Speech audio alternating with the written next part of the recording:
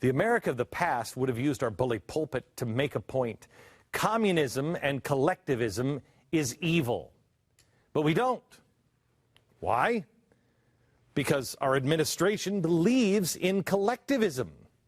I believe they believe in communism and Marxism as well.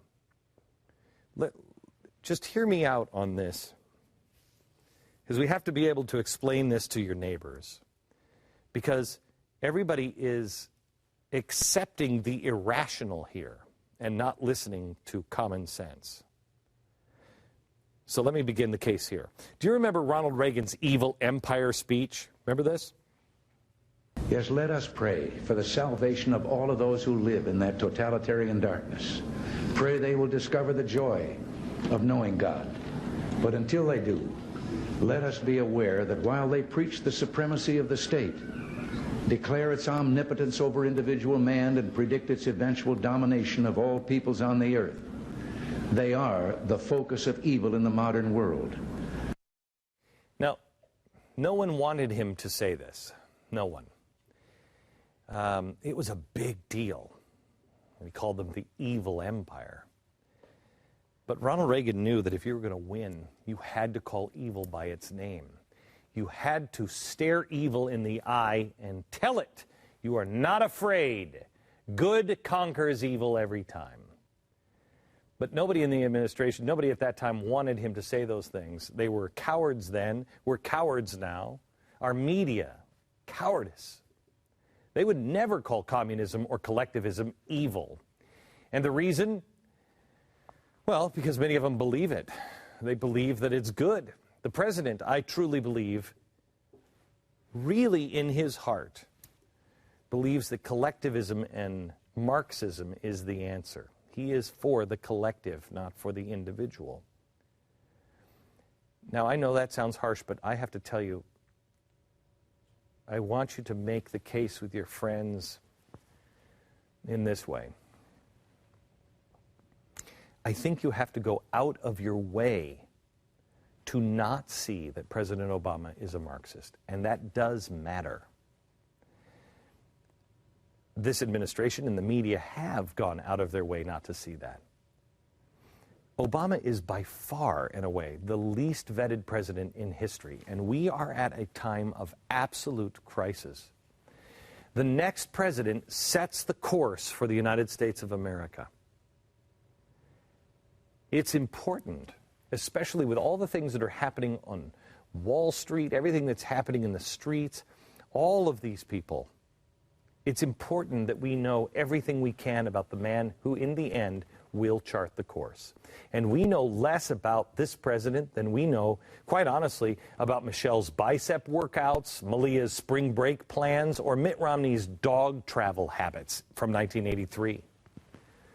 But what we do know is disturbing, and it doesn't add up, and no one follows James up. Fry was excoriated in the press.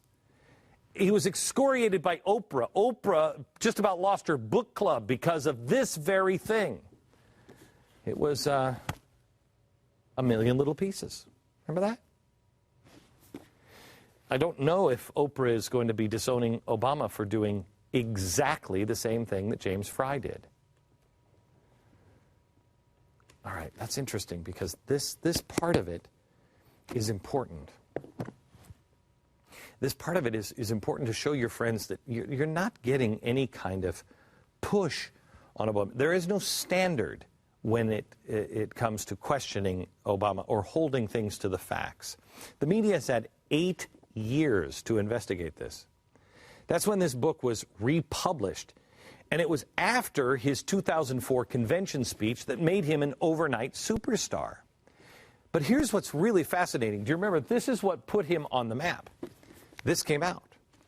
But nobody in the media decided to take this, the contents of the book, and compare them with the speech. They don't match up. We're going to have a show on this here in the coming days. It's pretty fascinating. Let me just give you one example. Here's in the speech, he said this. It would give me an African name, Barack, or Blessed, believing that in a tolerant America, your name is no barrier to success. Okay, So basically his parents gave him the name Barack because they believed in a tolerant America, that your name would not be a barrier to success. Okay, that's good. But in the book, we know that his whole life he was called Barry. Why? All the way through his childhood. And when did it stop? Well, they started calling him Barack, kind of, when he went off to college. When he went off to college, he started hanging around, his own words, Marxist professors, radical feminists. He started attending socialist conventions at Cooper Union. And then, that's when he decided he was going to be called Barack. Okay. All right. Well, his family must embrace that because they named him Barack, believing that in America, a name like Barack could not hold you back. However, in the book, his elder relatives and his own mom would not agree to call him anything but Bar.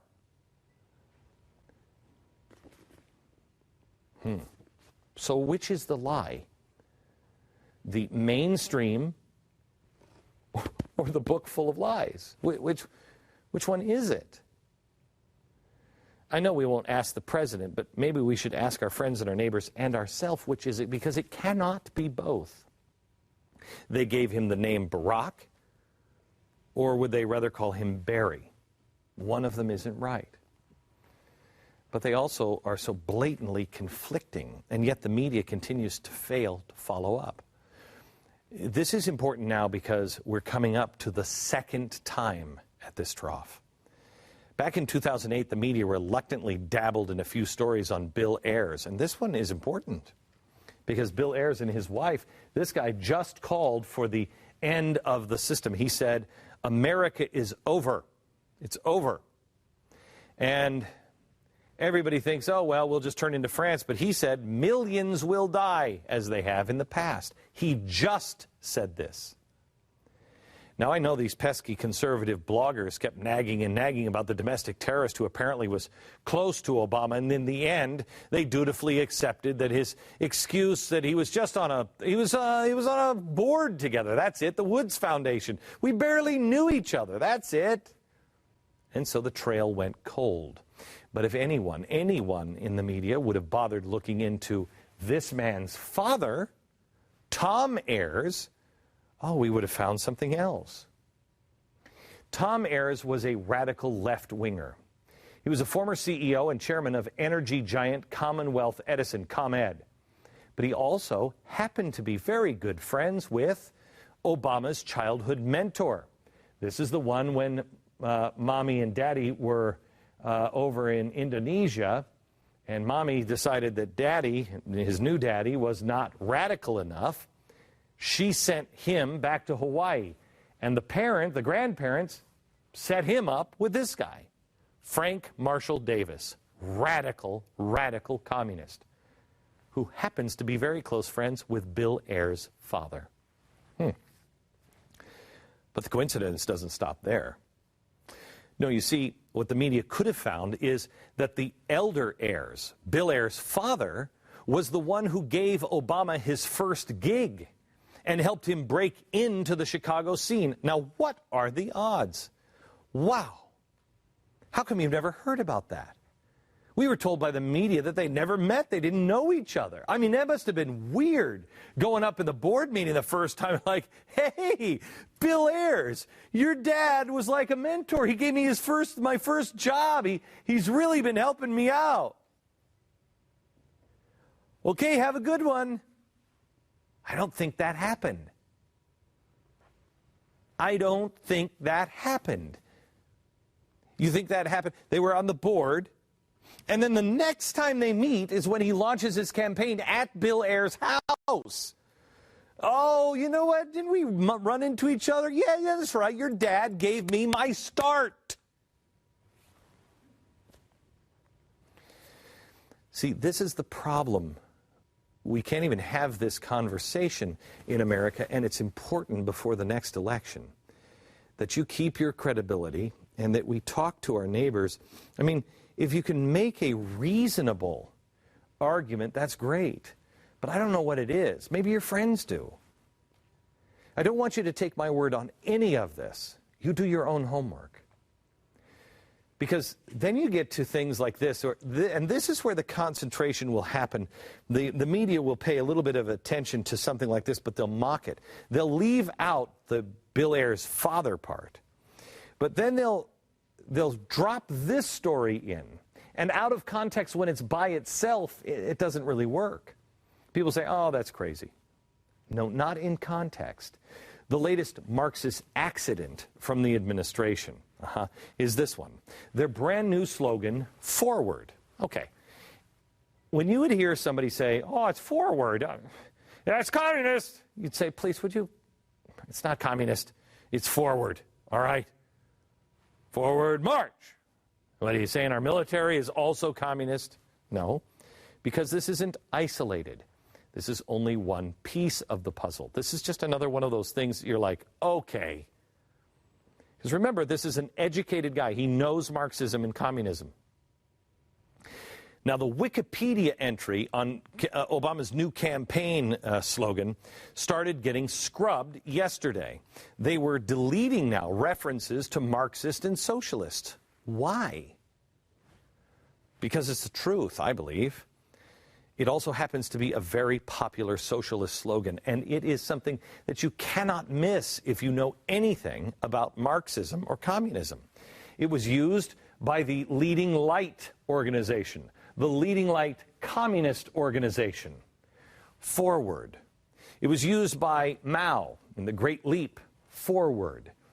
You remember the communist movement that killed 45 million people in 4 years? He killed them faster with the Great Leap Forward than the whole world could kill each other in World War II.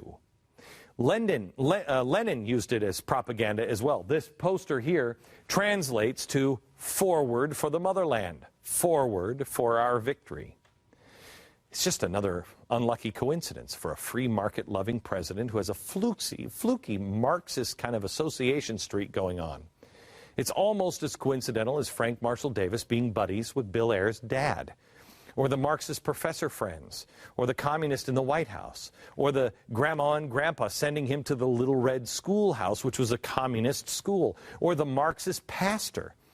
The launches of a campaign at terrorist house Bill Ayers. He hires Marxist and Mao-loving administration officials. See, it's the whole, and then his policies. And anyone who is really being honest. Because we can have the conversation on policies. I don't agree with his policies, you do agree with his policies, but it's not the same if you're being lied to from the beginning. If somebody is hiding what their true intent is, you can't fight for Barack Obama because you don't know what his true intent is. Anybody who looked at this man's history with an ounce of objectivity would have at least a hint. You'd be slightly suspect that he has some Marxist tendencies, wouldn't you? For this one reason. It would be impossible for this man to escape it because that's what he's been surrounded by his whole life, and that is undisputed. You cannot dispute this. You'd be surprised, honestly, if he wasn't a Marxist.